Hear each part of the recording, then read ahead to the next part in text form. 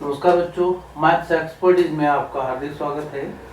ये क्लास 10 का chapter number 9 है, सम एप्लीकेशंस ऑफ ट्रिग्नोमेट्री। इससे पहले मैंने एक प्लेलिस्ट तैयार किया है, इंट्रोडक्शन टू ट्रिग्नोमेट्री, क्लास 10 का ये वो, और उसमें मैंने ट्रिग्नोमेट्री के सारे कंसेप्ट आपसे डिस्कस करे जो क्लास 10 में ज़रूरी हैं। सारी एक्सरसाइजेस की हैं उसकी, और डिटेल्ड क्वेश्चंस को मैंने एक्सप्लेन किया है। ठीक है, यहाँ पर एप्लीकेशंस ऑफ ट्रिग्नोमेट्री, जैसे आपने पिछले लेक्चर जो भी हैं मेरे एप्लीकेशन ऑफ ट्रिग्नोमेट्री के, वहाँ पर ट्रिग्नोमेट्री के रेशियोज के बारे में, sine, cos, tan, cot, cosec और सेक के बारे में पढ़ा है। ठीक है, यहाँ उनका जो यूज होना है ट्रिग्नोमेट्रिक रेशियोज का, ठीक है ना। चैप्टर का नाम ही दे रखा है आपको एप्लीकेशंस ऑफ ट्रिग्नोमेट्री। वो ट्रिग्नोमेट्रिक रेशियोज का यूज करना है यहाँ पर। अब कैसे करना है, देखिए ये चैप्टर जो है application of trigonometry, height and distance भी होता है। ठीक है, वहां पर आपको कहीं किसी बोर्ड में इसको हाइट एंड डिस्टेंस करके दे देते हैं। यहाँ पर सीबीएसई में सम एप्लीकेशन ऑफ ट्रिग्नोमेट्री दे रखा है। अब यहाँ किस टाइप के क्वेश्चंस आते हैं, देखो कोई बिल्डिंग है ये इस टाइप का। अब कोई भी बिल्डिंग जो है अर्थ सरफेस पर किस तरह से स्टैंड होती है, वर्टिकली होती है, यानी perpendicular to the earth surface होता है। ये आपका अर्थ सरफेस है, ठीक है, ये बिल्डिंग है, यहाँ खड़ा हुआ है और ये परपेंडिकुलर होता है, तो 90 डिग्री का एंगल हमने मेंशन कर दिया। मान लीजिए ए बी इसका क्या है, हाइट है। ए बी इज बिल्डिंग, तो ये इसकी हाइट होगी। यहाँ पॉइंट सी पर कोई एक ऑब्जर्वर है, ठीक है। अब ऑब्जर्वर की कुछ हाइट होती है। मान लीजिए अगर क्वेश्चन में हाइट उसकी नहीं दे रखी, ठीक है, तो हम यहीं से क्या देख रहे हैं, यहाँ बिल्डिंग के, यानी ए पॉइंट जहाँ है बिल्डिंग के टॉप पर किसी पॉइंट को, ठीक है ना, ऑब्जर्व कर रहे हैं। तो अब जब यहाँ से हमने यहाँ किसी को देखा, तो ये वाला जो लाइन है, दिस वन, देखिए वैसे तो ये राइट एंगल ट्रायंगल बनना इतना क्लियर है, लेकिन ये जो हाइपोटेन्यूज है, नीचे से हमने ऊपर को देखा, ठीक है ना। तो हम लोग ऊपर देख रहे हैं, नीचे से देख रहे हैं, तो ये जो है हमारी क्या बोली जाएगी, लाइन ऑफ साइट बोली जाएगी, ठीक है ना। क्या बोलते हैं इसको, लाइन ऑफ साइट, राइट। अब यहां से देख रहे हैं, तो ये जो है लाइन ऑफ साइट इस हॉरिजॉन्टल सरफेस। अब हॉरिजॉन्टल सरफेस क्या है, जब नीचे से ऊपर देख रहे हैं तो हॉरिजॉन्टल सरफेस आपका अर्थ सरफेस होगा। Is that clear. यहाँ पर एक एंगल बनेगा और इस एंगल को हम क्या बोलते हैं, ये होता है आपका बेटा एंगल ऑफ एलिवेशन। क्या होता है, angle of elevation, right. This is called line of site. ये परपेंडिकुलर, यहाँ पर height of the building, height of the tower जो भी होता है, यहाँ पर ये जो डिस्टेंस है आपकी टावर से अर्थ सरफेस पर, यहाँ कुछ डिस्टेंस पर ये पॉइंट होता है। कोई ऑब्जर्वर बिल्डिंग के टॉप पे देखता है, ये कंसेप्ट क्लियर होना चाहिए। तो परपेंडिकुलर, बेस एंड हाइपोटेन्यूज, ये एक राइट एंगल ट्रायंगल का कंसेप्ट यहाँ आपको समझ में आना चाहिए। अब मान लीजिए ऑब्जर्वर की हाइट क्वेश्चन में दे रखी है, तो क्या होता है, यही बिल्डिंग आपकी, ये ले लीजिए, हमने ए बी ले लिया, राइट। अब इससे इस डिस्टेंस पर, कुछ डिस्टेंस पर ये जो ऑब्जर्वर है खड़ा हुआ है, और ऑब्जर्वर की हाइट ले ली हमने, ठीक है, कुछ हाइट है इसकी। तो मान लीजिए ये हमने इस तरह से सीधी इसकी हाइट ले ली, ठीक है। ऑब्जर्वर भी क्या होगा, perpendicular to the earth surface होगा। अब ऑब्जर्वर बिल्डिंग के कहाँ देखा है, टॉप पे देखा, यहाँ पर, ठीक है।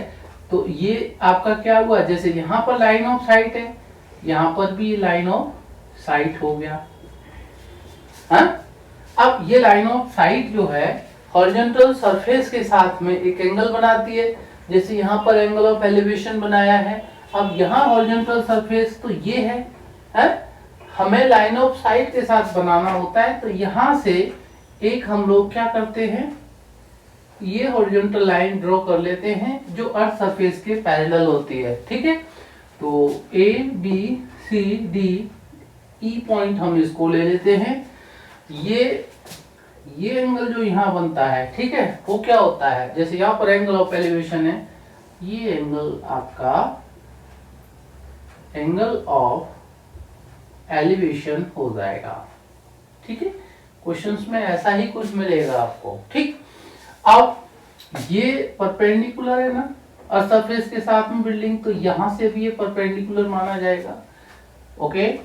उस केस में अगर आपको बिल्डिंग की हाइट पूछी जाती है, यहाँ पर ऑब्जर्वर की हाइट दे रखी है, जो ऑब्जर्वर की हाइट है डीसी, वो आपकी बिल्डिंग की हाइट ए बी में ये जो बीई दे रखा है इतना हो जाएगा। हमें राइट एंगल ट्राइंगल यहाँ पर ए बी सी लेना था, क्या लेना था, ट्राइंगल ए बी सी, ठीक है।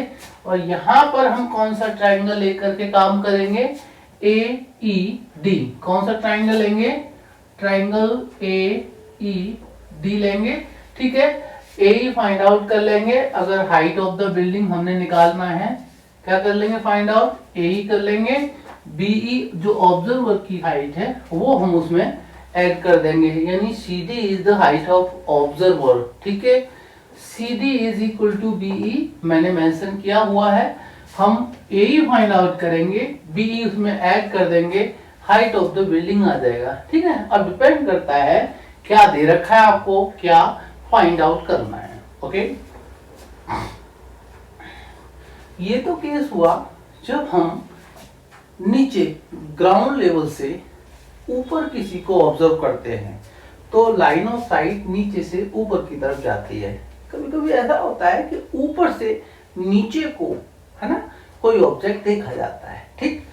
तो मान लीजिए ऐसा कुछ कंसेप्ट मिलता है हमें, ये हमारा कोई बिल्डिंग है ए बी, हमने यहां से बिल्डिंग के जो टॉप पर विंडो है, ठीक है, या बालकनी है, वहां से यहाँ ग्राउंड लेवल पे किसी ऑब्जेक्ट को देखा जा रहा है। अब मान लीजिए ये जो है आपका ग्राउंड लेवल पर सी पॉइंट है, ए से सी को हम लोग क्या कर रहे हैं, देख रहे हैं, अंडरस्टूड। यहां से यहां देखा जा रहा है, तो ये लाइन ऑफ साइट है, क्या है ये लाइन ऑफ साइट है आपका, ओके। अब ये लाइन ऑफ साइट जैसे यहाँ एंगल ऑफ एलिवेशन बनाती है अर्थ सरफेस के साथ में, earth surface is horizontal level, क्या होता है, अर्थ सरफेस यहाँ पर हॉरिजॉन्टल लेवल है, यहाँ पर अर्थ सरफेस के पैरेलल हमने ये लाइन ड्रॉ की, तो ये हॉरिजॉन्टल लेवल है। लाइन ऑफ साइट इस केस में हॉरिजॉन्टल लेवल के साथ में एक एंगल बनाती है, एंगल ऑफ एलिवेशन। ये लाइन ऑफ साइट ऊपर से नीचे की तरफ आ रही है लाइन, ठीक है। इसके लिए भी कोई हॉरिजॉन्टल लेवल होगा, भाई हॉरिजॉन्टल लेवल यहाँ तो क्लियर है कि ये जो है अर्थ सरफेस है, ठीक है। लेकिन ऊपर क्या है, ऊपर हमने बनाना पड़ता है, तो हमने ये हॉरिजॉन्टल लेवल यहाँ पर बना दिया, ठीक है। अब ये हॉरिजॉन्टल लेवल और ये हॉरिजॉन्टल लेवल जो होता है वो पैरेलल होता है। ऊपर से हमने नीचे को ऑब्जेक्ट देखा, तो ये लाइन ऑफ साइट इस हॉरिजॉन्टल सरफेस के साथ में एक एंगल बनाती है, और उस एंगल को क्या बोला जाता है, ये जो एंगल है इसको क्या बोला जाता है बेटा, इसको बोला जाता है angle of depression, angle of depression, ठीक है। अब क्योंकि राइट एंगल ट्राइंगल में बेस एंगल लेकर के हम लोग ट्रिग्नोमेट्रिक रेशियोज का यूज करते हैं, भाई यहाँ पर ये बेस एंगल नहीं है, ठीक है ना। यहाँ पर जो एंगल ऑफ डिप्रेशन है, ये आपको एंगल ऑफ एलिवेशन कैसे मिलेगा, जिसका हम यूज करेंगे और क्वेश्चंस को सॉल्व करेंगे। देखो बेटा, ये जो हॉरिजॉन्टल लेवल है, मैं इसको लिख देता हूं यहाँ पर, ये जो हॉरिजॉन्टल लेवल है, ये जो हॉरिजॉन्टल लेवल है वो ग्राउंड लेवल के क्या होता है, पैरेलल होता है। इतना क्लियर है आपका।